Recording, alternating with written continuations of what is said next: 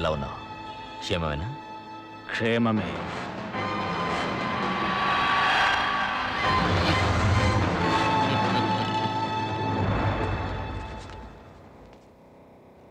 అనుకోకుండా ఈ మీటింగ్ ఎందుకు ఏర్పాటు చేశానని మీరు అయోమయంలో ఉండుంటారు.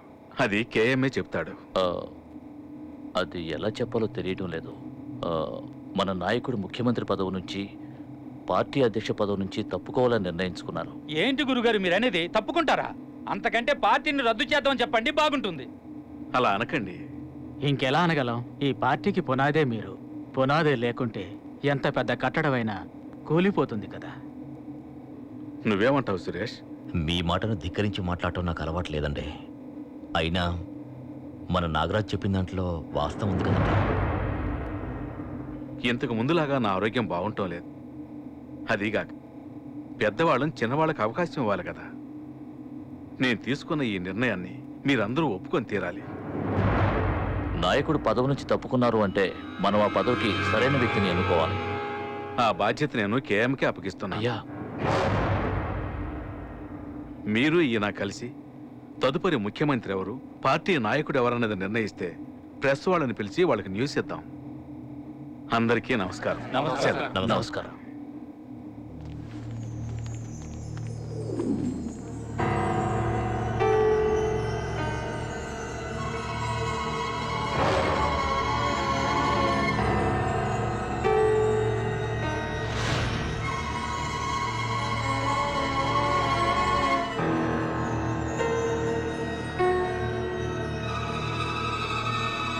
ఎం సురేష్ చౌదరి అనే నేను భారత రాజ్యాంగ చట్ట ప్రకారం ఆంధ్రప్రదేశ్ రాష్ట్ర ముఖ్యమంత్రిగా ప్రమాణం చేస్తూ న్యాయబద్ధంగానూ ధర్మబద్ధంగానూ ఈ రాష్ట్ర ప్రయోజనాలను కాపాడుతానని, ప్రభుత్వ రహస్యాలను అత్యంత గోప్యంగా ఉంచుతానని ప్రమాణం చేస్తున్నాను.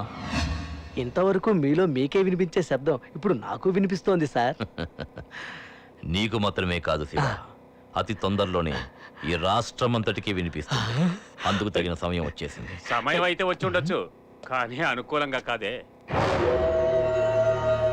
నెక్స్ట్ సీఎంని ఎన్నిక చేసే బాధ్యత పెద్ద ఆయన కేఎం గారికి కదా అప్పగించారు. కేఎం గారు, మా నాగరాజు గారు అతి త్వరలో వియ్యంకులు కాబోతున్నారు. అదే జరిగితే నెక్స్ట్ సీఎం ఎవరు? ఎవరికైనా చచ్చాకే శంఖం ఊతారు, వీడు చావటానికే శంఖం ఊతున్నాడు. మా నాగరాజు గారు సీఎం కాగానే మీకు ఇప్పుడు మీరు ఏ మంత్రి పదవిలో ఉన్నారో అదే పదవిని కొనసాగించమని చెప్తాను. జరగబోయేది హత్యో ఆత్మహత్యో తెలియట్లేదే. శివ, దీని పేరేనయ్యా పాజిటివ్ థింకింగ్. నువ్వు నాకు బాగా నచ్చావు. నీ పేరు బాచి కాశీ. కాశీ.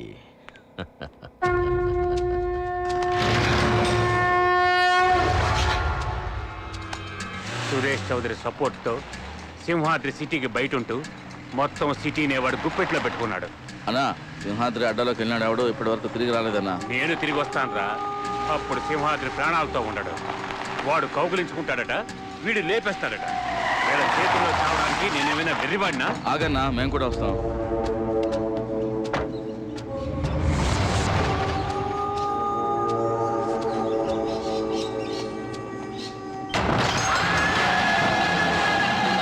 అర్ధనారి అన్నున్నాడా?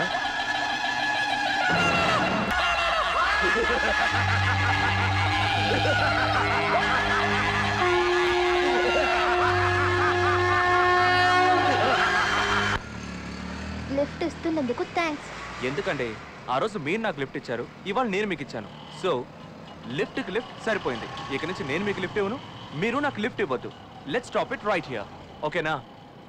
ఎందుకని? ఇప్పుడు మీరు నా వెనక వచ్చారు, ఎవడో ఎవరైనా చూసారనుకోండి, తప్పుగా అనుకుంటారండి.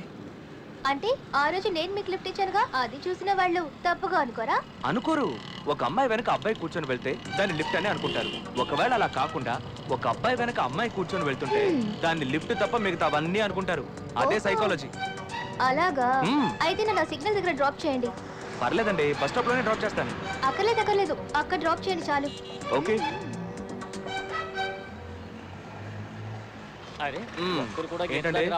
ఎక్కడ దిగుతారు?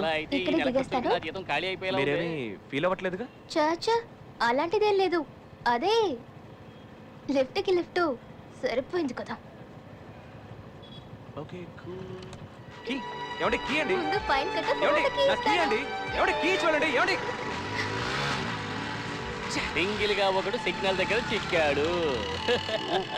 ఏం తమ్ముడు పిలిచావా? నా కీస్ సరే సరే, బైక్ ని నడి రోడ్ లో పార్క్ చేసావు, అది పెద్ద తప్పు కదూ. సరే వదిలే, బిల్లు రాస్తే 500 లేదంటే 300, నీకేది బెటరు? ముందు బండిలో తోపుతోయండి అలా పక్కన మాట్లాడుకో నేను పోలీసునే. అయితే లంచం తీసుకుంటున్నారుగా దానికి అరుస్తావు? సరే బండి తోయండి అయ్యో నా వీక్ పాయింట్ పెట్టేశాడే.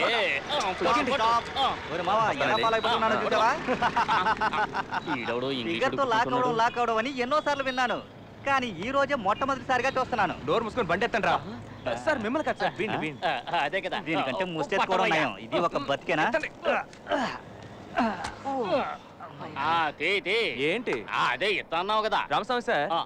అది బండి నడు రోడ్ లో ఉన్నప్పుడు ఆ. ఇప్పుడు మీరు తీసుకొచ్చి పక్కన పెట్టేశారుగా ఎలా ఉంది మావా కరెక్టే. నువ్వేనా వాడంటే? ఉండు చేస్తాను. రేయ్, ఏంటి ఇతను కోట్ల కొట్టిన గోతిలా పరిగెడుతున్నాడు? కాళ్ళు చూసావా కటింగ్ ప్లేయర్ లా ఉన్నాయి. మ్మ్హ్మ్. బిల్ రాస్తే 500 లేదంటే 300. మీకేది బెటరు?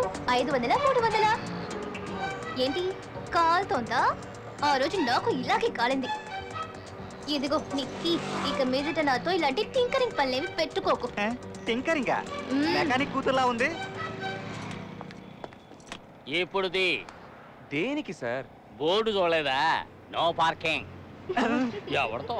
హేయ్, ఈ బోటు తీసుకురావడానికి అంత స్పీడ్ గా పరిగెత్తా? లేకపోతే కత్తి కోసం పరిగెత్తా అనుకున్నావా? అన్ని రెడీగా పెట్టుకుంటారా మీరు అవును. అది సరే కానీ సార్ బ్యాక్ లో పార్క్ చేసిందే వెళ్ళి ఆ అమ్మాయిని అడగండి అలాగా అయితే ఓకే. ఆ, ఏం బాబా పిలిచావా? అదేమిటో నువ్వు ఎప్పుడు నా కళ్ళలోనే పడుతూ ఉంటావు.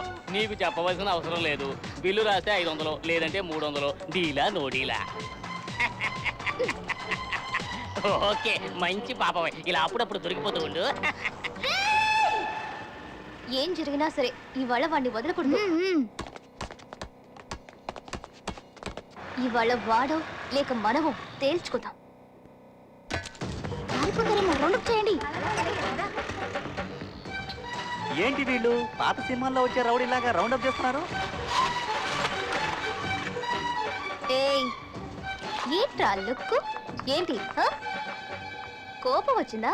మేము కోపంతోనే వచ్చాం. ఆ రోజు నీ వల్ల కాలేజ్ ఫీజు కట్టాల్సిన డబ్బులోంచి ఫైన్ కట్టాను. నిన్న ఎలక్ట్రిక్ బిల్ కట్టాల్సిన డబ్బులోంచి ఫైన్ కట్టాను. మా అమ్మ నన్ను ఏమడిగిందో తెలుసా? ఏంటి మందు గిందుగానే కొడుతున్నావా అని అడిగింది. రేయ్, నువ్వేంట్రా ఎక్కిలిస్తున్నావు? 300 300 600 ప్లస్ పరవ నష్టం కింద 400. అంటే మొత్తం 1000 రూపాయలు ఇవ్వు. 1000? ఆ 5కి 10కి లాటరీ 1000 కొడుతుంటే ఇస్తేనే నేను ఇక్కడి నుంచి వెళ్తాను. అది ఇచ్చాకే నువ్వు ఇక్కడి నుంచి వెళ్ళగలవు. అయితే ఎవరు ఇక్కడ నుంచి వెళ్ళబోయేది లేదు. ఏంట్రా లుక్? మాట్లాడరా, నోరు తెరిచి మాట్లాడరా. ఏంట్రా దొంగలా చూస్తున్నావు? మాట్లాడరా, మాట్లాడు. ఐ లవ్ యూ ఏంటి ఒకే మాటతో అందరి నోళ్ళు తెరుచుకునేలా చేశావు?